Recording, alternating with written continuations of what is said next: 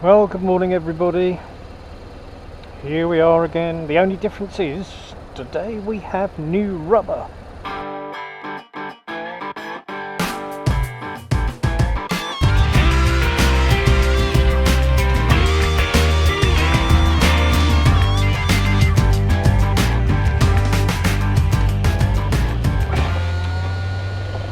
Michelin Pilot 4. I had them on the back and the front. The front I really needed to replace, so I got that done early, but I put a Bridgestone on it. Couldn't get a Michelin Pilot, so had to have the Bridgestone. Anyway, I saw a deal on the internet and I bought a pair of Pilot 4s. Now I've had this bike since October and I've done 10,000 miles on it, and that tyre on the back was already on it, so I felt that that was a pretty good sort of reason to get another rear tyre of the same make. And I had no problems with it, and it certainly does make a difference when you have a tyre you can trust and so on. So I'm on the way into London. Beautiful day, sun is out, nice and warm. I'm guessing it's about 18, maybe 19, could be slightly higher. Bit breezy, but that's good, I don't mind that. My sat nav of choice is my iPhone 8, and I'm using Waze, which I have found to be much better than anything else, because people contribute to it and add hazards and so on and so forth. They add information to it, so it's kind of live, and it's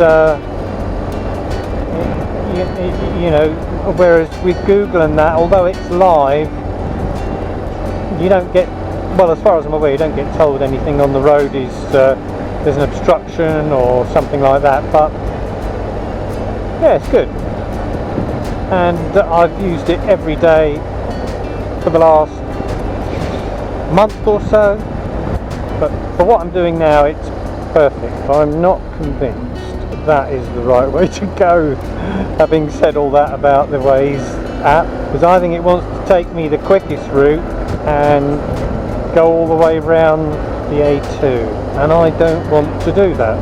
So I'm going to go the way I always go, and I don't want to go through the Blackwall Tunnel.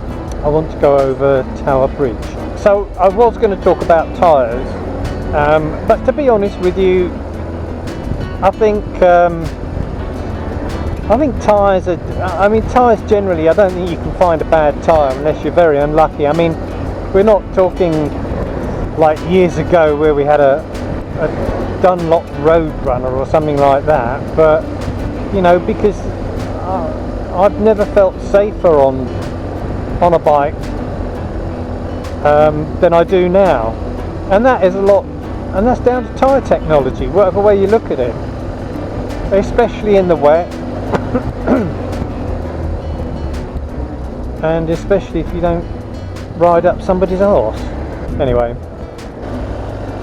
I think there's a point now where tyres are just that good now that you can't buy a bad one. I could be wrong. If I'm wrong, I'm happy to, but I guess it's all down to personal riding style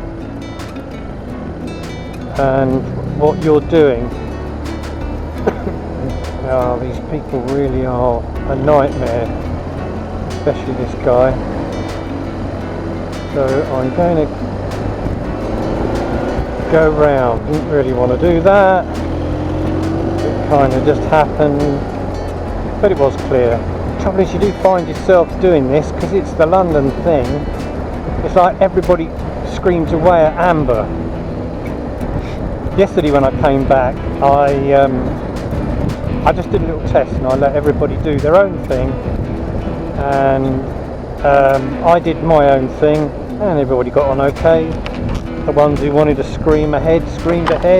But the funny thing is, going back to tyres briefly, there was a guy actually that had a rear tyre on the back of his bike that he just bought, new one. He was carrying it. Anyway, sat navs, yes. So, okay. So the reason I was going to talk about sat navs, well, I was going to talk about tyres, but I changed my mind to sat navs simply because doing what I do at the moment, which is couriering or dispatch riding, or however you want to put it, you need to try and find your way about. Now, as I explained earlier, I'm using Waze on my iPhone 8, which is great. I mean, yeah, I've had connection issues and so on where it's dropped out and what have you, but actually, in the main, it's been really good. I had a Garmin. I still got a Garmin actually. I've got it as a spare, and I've got the wiring still on the bike here in case I need to use it for whatever reason. And I didn't really find it that good, to be honest with you. It was okay, but you know, I didn't buy a new one. I bought one that was a few years old, and I had to update it. It poured with rain one day and it got wet. I mean, it really got wet, and in the end the screen went into barcode type colours, and I left it to dry out and it worked again, but I didn't think it was giving me the best live feedback. Well, it wasn't, because it wasn't live, so that's why. However, anyway, the upshot was that I decided to experiment with my iPhone, so I then bought a case, a cheap case, and then when I put it, I had a couple of cases. They're all cheap cases, but I bought a couple, but unfortunately they didn't fit the iPhone 8, which is the same size as the iPhone 6, but I didn't know that at the time. Anyway, so I went through a couple of cases. I bastardised one to fit because the one that I had got hot and overheated and so on and so forth. So, you know, this is like the hottest day of the year kind of thing. So it was all a bit of a drama. And that's when I put the Garmin back on. But I've gone. So anyway, I've done away with the Garmin. I did have a TomTom, but again I bought a cheap TomTom off of eBay, somebody else's throwaway, and at the end of the day I sold it on. It wasn't ideal for what I wanted. It worked, but it wasn't ideal for what I wanted. So I needed something that was, you know, up to date, relatively quick in its response, and gave me live updates. And Waze was the only thing that I could sort of actually think of that would work. So that's the route I went. So, but what I did think about was, I did think about the fact that, you know, all these newfangled ones that BMW do, and I was looking at some of the most modern ones, and they're like 300, 500 quid. I mean, I just don't get it.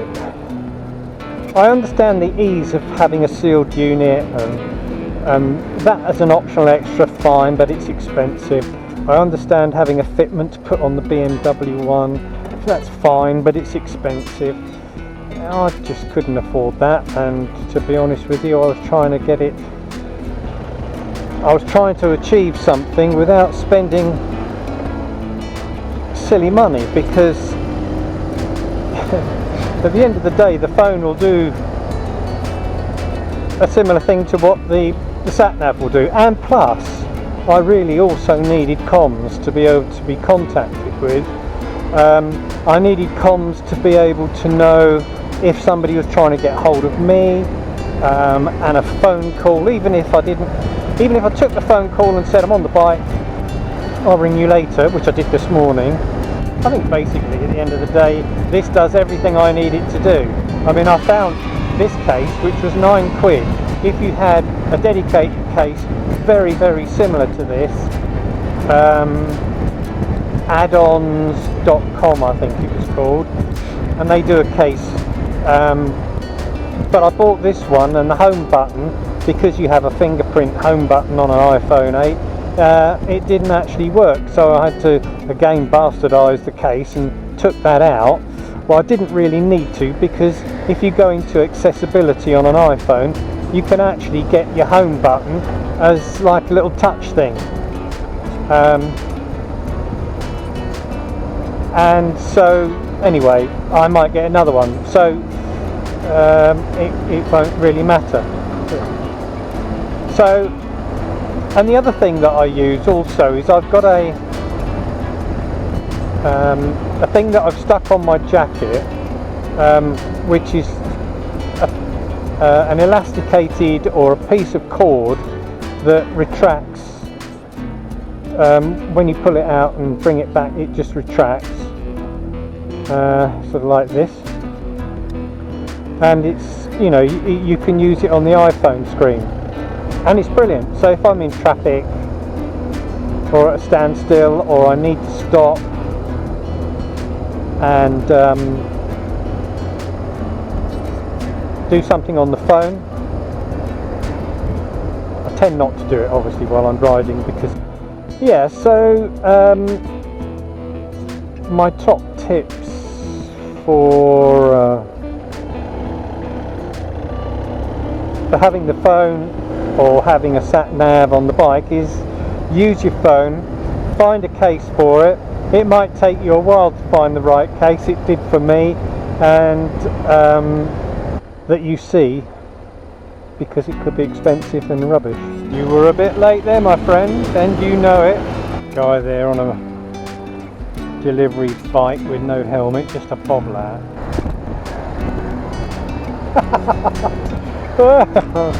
Just got waved at by a copper. I do love that.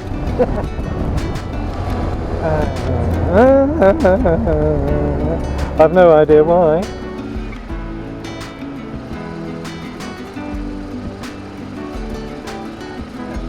Everything alright? Yeah, why?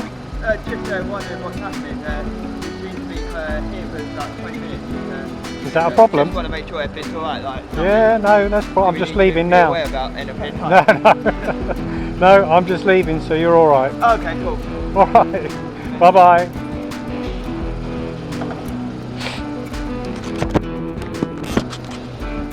Right, we're heading home now, and St Paul's has just chimed 5 o'clock. So we're away, heading through the traffic again.